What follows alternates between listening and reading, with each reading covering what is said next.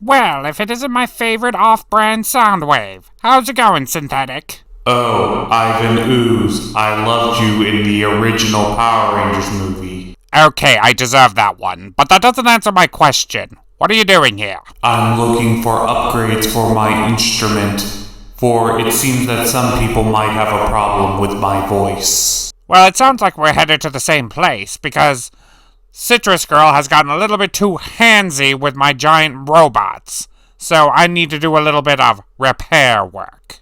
Then by all means, let us go together. So, what do you think of this whole game that Rehash set up for the Warner siblings? Irrelevant and inconsequential. But just between you and me, what do you think of the Warner siblings in general?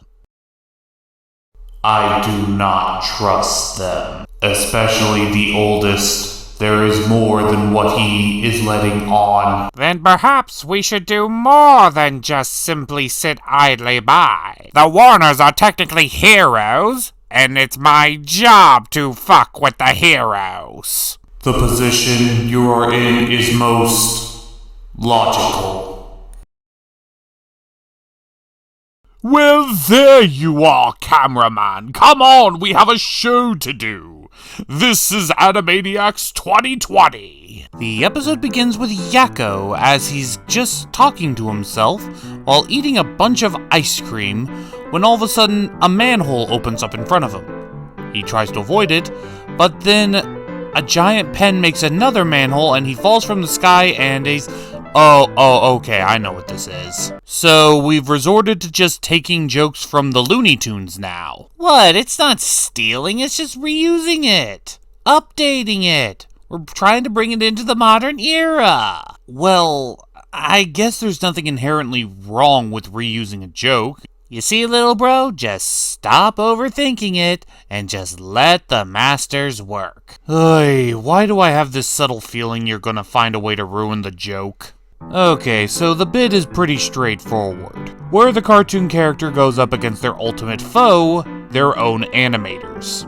It's such a specific bit that, unless you're in a cartoon-like world like this, you'd never be able to pull it off in a story-driven narrative, only in these Looney Toony style cartoons. But I'll give credit where credit is due, they do a good job updating the bit with modern tools of animation. But as funny as this bit could be, I feel like they're not pushing the envelope far enough. Though they do have a really good cameo reference. I aim to eat a balanced lunch here.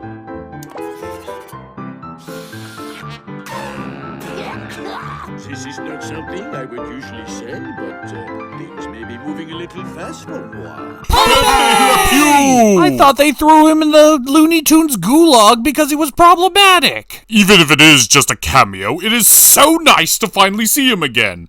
We missed him in Space Jam. They had the gall to put Rick and Morty in Space Jam, but they left out Pepe Le Pew. Justice for Pepe! Well, eventually, Yakko gets so fed up with the artists messing with him that he begs for mercy and for them to cut a deal. But then, he turns on the artists, grabs the pen, and throws them into the cartoon itself. Now, normally, this would be the big reveal that it's actually a character from the show animating it. That's traditionally the joke. But in this case, it's just some random girl. You know, I have this really sinking suspicion this is a self-insert. Well, she begs for Yakko's forgiveness, and he gives it, but under a few conditions. Mess around with everyone around them. Okay, the CEO lady bitch, I can actually understand messing with her, but why'd you throw Dr. Scratch and Sniff under the bus? Well, he kind of is a small-time antagonist, but then there's this random jock character that they put in. Yeah, what's the beef with him?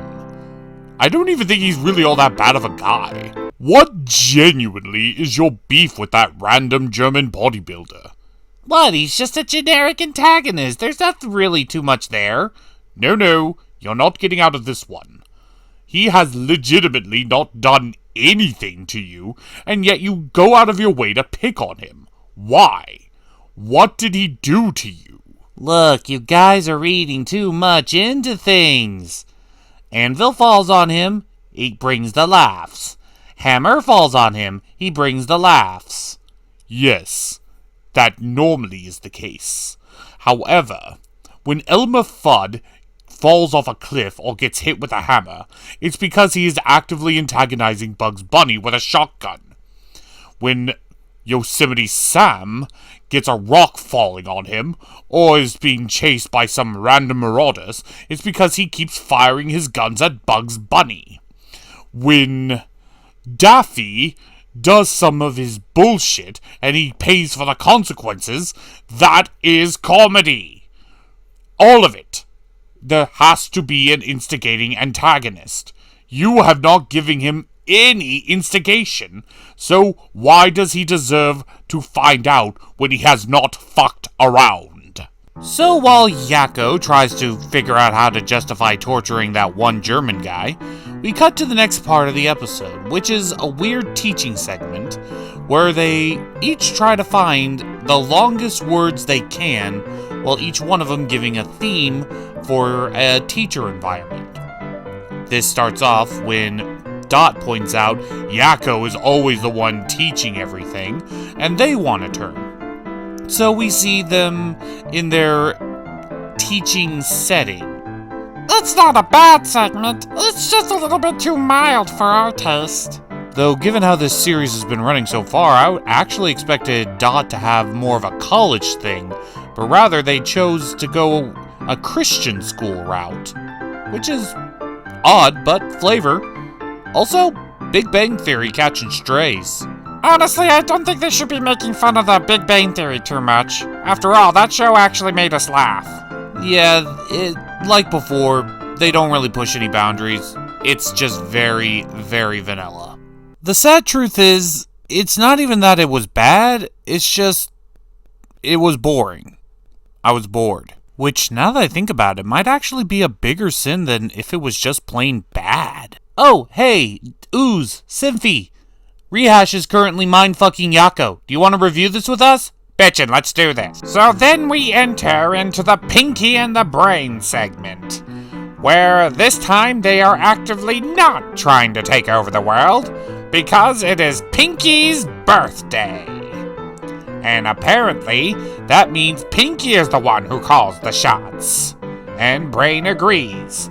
And he's got quite the laundry list of all the things he wants to do today. Though waking up Brain at 12 o'clock midnight is a tad excessive, Brain is indeed willing to forego trying to take over the world if it means appeasing his better half. You hesitated there. Well, I don't really know what to call Pinky to Brain.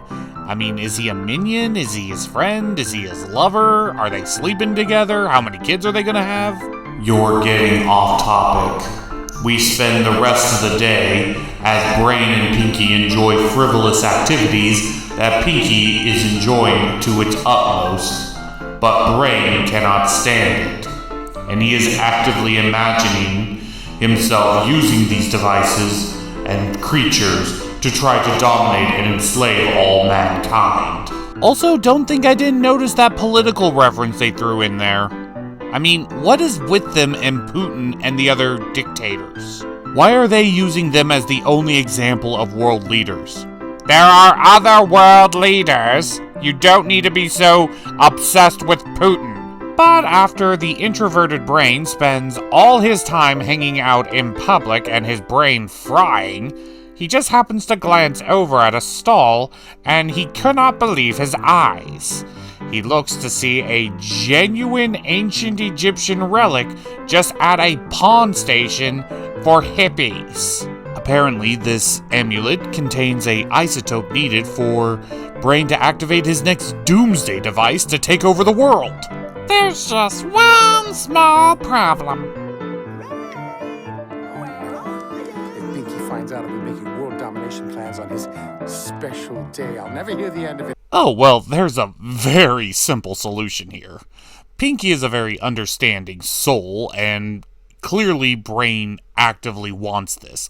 So if Brain just simply explains the situation, that he wasn't actively trying to take over the world, it's just a random coincidence. It's your birthday present, of course. God, Brain, I just love it. Or, just lie your ass off. That works too. So Brain just totally lied and told Pinky that priceless artifact that could be the key to dominating the world is Pinky's birthday present. Yeah, I don't see how this could go horribly wrong. So we clip another montage of Pinky and Brain hanging out. All the while, Pinky puts the amulet in danger, and Brain goes out of his way to save it.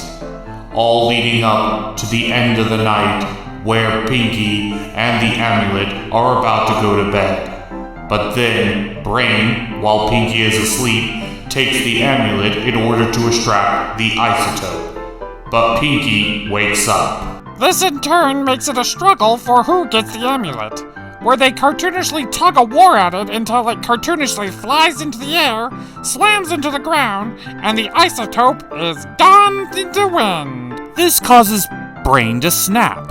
Even though he just found that amulet by clear chance, and he wasn't actively planning on this, he still lashes out on Pinky for wasting an entire day doing nothing but what Pinky wanted, and the only thing that Brain got out of it, he actively destroyed.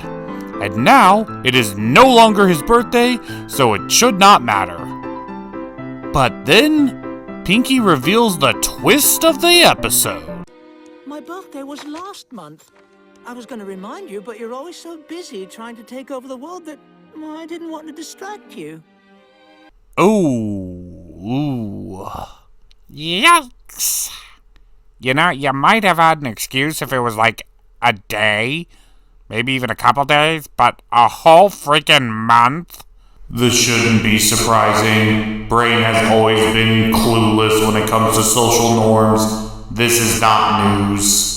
So with Brain realizing just how colossally he fucked up, he admits that he is a very terrible friend to Pinky, and that he wants his forgiveness, which of course, Pinky immediately gives him, with no repercussions, because we've already been on this for a good long while. We gotta wrap it up. And they go back to going on Pinky's list, which there's only one item left on it. Brain says he'll do anything and everything that Pinky wants, and the last thing on Pinky's list? Take over the world. Gotta say, of the 2020 reboot, this is probably one of my top 3 Pinky and the Brain episodes thus far. If only the Animaniacs portions of these episodes are as good as the Pinky and the Brain bits. I am not 100% convinced that this show was only rebooted specifically to make more Pinky and the Brain. Well, throw me in a dice tower and have me dropping that one. We actually got a 4th video of this episode. Well, it looks like they're speedrunning this one because the Warners immediately go in to harass this random king. Granted, he is a tyrant, but he hasn't done anything specifically to them. So this feels kind of painful. Are we 100% conclusive that the Warners themselves aren't villains? Yeah, the Warner Bros. Formula for the Animaniacs is usually they see a douchebag, he antagonizes them, so they drive him crazy back. They kind of skip the first step with this guy. The goal of this segment was not to be a proper Animaniac short. Its segment was to be a song about the Magna Carta and its relevance in historical documents. Okay, but did they really need to have it set up to be like a typical Animaniacs episode then? I'll give credit where credit is due. The Warners can sing, and it's pretty rare that we get a song with all 3 of them. But we just got a song last episode. How many sing-alongs do we actively need? I'm not about to put a song about the Magna Carta on my playlist with My Little Pony and Hell of a Boss. No shit, you have those in your playlists too? This day aria pairs shockingly well with the song Gravity. Whew, finally got away from that weird dragon, chicken, giraffe, turtle hybrid thingy. Well, hey, ya sport! Did you like this episode? I don't know why you care so much, but just like the others, I rated it mid to poor. Don't worry, Quacko. I'm sure you'll understand the artistic genius of our directions someday. Yakko, is your pride so great that you can't understand that you've just made the most vanilla generic slop that you could have possibly have created? Can't you admit you fucked up? It's just a little setback, that's all it is. You had 3 seasons with 13 episodes each. Even the original, you ran for 4 seasons with a full 26. Ooh, Decipher, go and grab the other cartoon gentleman. I've been spending the entire episode weakening Yakko's mind, and this might be the very moment when Jen finally pops. You know, Yakko, after all this time, I think I finally figured out why you're so threatened by me. Oh, please, Quacko. I am not threatened by you. Yes, you are. And I think I know why. Because you know I'm better than you at this point. Please. Okay. And I'm certain that there's actually an East and West Dakota. And there's no such thing as the Tooth Fairy. No, I mean it.